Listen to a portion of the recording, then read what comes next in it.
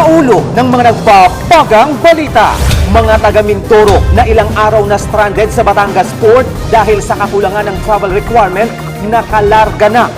Ilang uuwi ng Bicol, hinarang sa provincial boundary ng Quezon at Camarines Sur dahil walang certificate of acceptance mula sa LGU na uuwi ang lugar.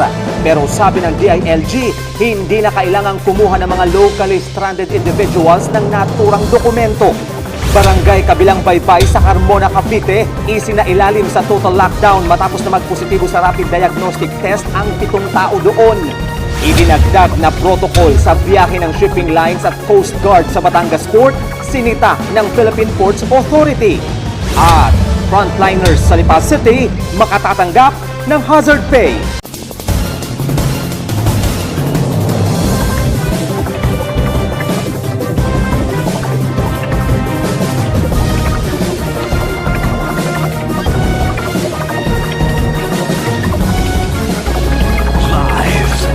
Sa ABS-CBN News Center, Batangas. Ito ang TV Patrol Southern Tagalog.